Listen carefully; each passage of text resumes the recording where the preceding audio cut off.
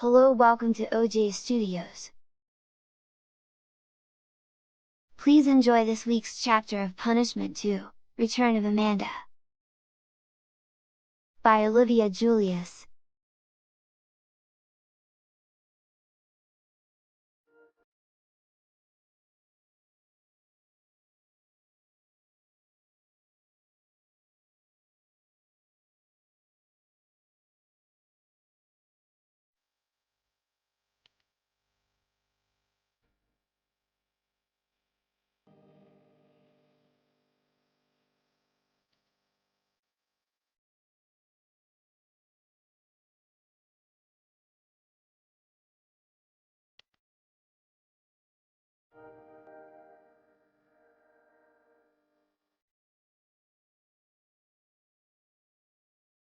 I stood next to the mayor as he began to read off the paper. I felt awkward standing next to him. I was in front of everyone wearing a dress holding the tiaras for both the runner-up and this year's Easter Princess. First things first, the mayor said in a loud voice. I crossed my fingers as I hoped that Emily would get runner-up. But then to my surprise, the mayor didn't say Emily's name at all. This year's Easter Princess runner-up goes to Brittany! My eyes shot over to Brittany and her eyes widened with surprise. She looked over to Emily in surprise as Emily pushed for her to go to the mayor. I wish I could tell Brittany telepathically that I voted for her to become princess, but I couldn't. Brittany looked over at me and smiled as I put the runners-up tiara onto her head while the mayor gave her an envelope that had a gift card in it. After Brittany returned to where she was standing, I caught a glimpse of Rhea. Her arms were folded, and she had a smirk on her face. This is it, I thought. There is no way that Rhea isn't going to win Easter Princess. The mayor continued, building up the anticipation as he unfolded the next piece of paper. My heart raced as I clutched the Easter Princess tiara in my hands, ready to crown the winner.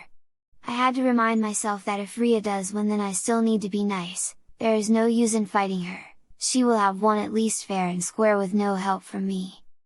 The crowd hushed in anticipation, and I couldn't help but steal a glance at Emily, who was now nervously playing with the edge of her dress. And now, without further ado, the mayor announced, this year's Easter Princess is... He paused for dramatic effect, and I felt the collective tension in the air. My heart pounded as the mayor took another moment to draw out the announcement. I held my breath, hoping against hope that my decision had led to a positive outcome. Easter Princess is...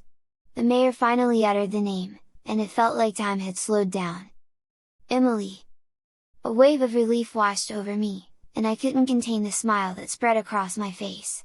Emily's eyes widened in surprise, and then pure joy radiated from her as she stepped forward to receive the Easter Princess tiara. Brittany cheered from behind her and probably clapped the loudest. As she cheered, I looked over at the crowd and saw Emily's mom Bridget, standing next to other women who must be her wife, Emma. They were both giving Emily a standing ovation. I placed the tiara on Emily's head, and the crowd erupted into cheers and applause. Brittany rushed over to congratulate her, and the two friends shared a hug. Emily's genuine happiness and the support from the crowd created a heartwarming moment. I glanced over at Rhea, who wore a look of disbelief and frustration. The victory was not hers, and for the first time, I saw vulnerability in her eyes.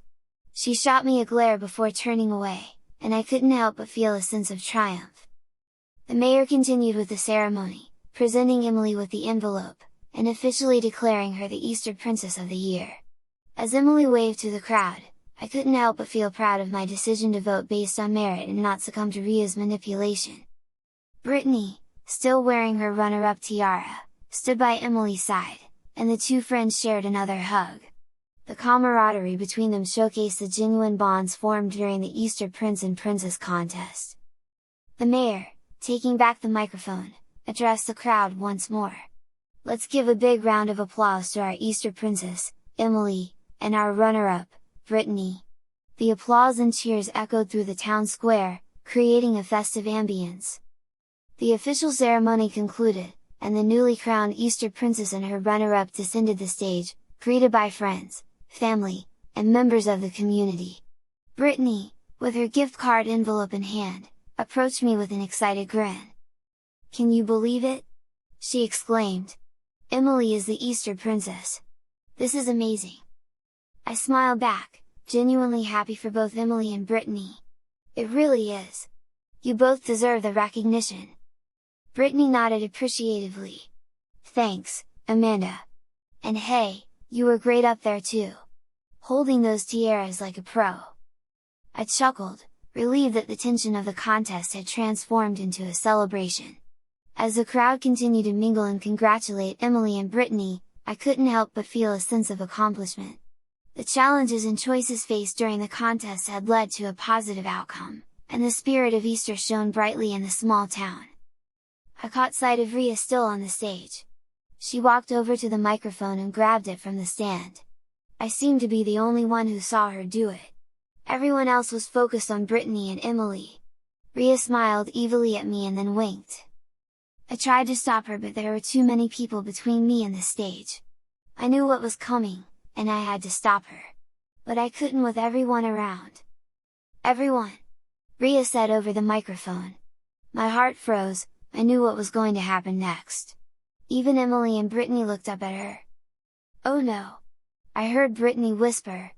"Everyone, Amanda is really a boy named Adam."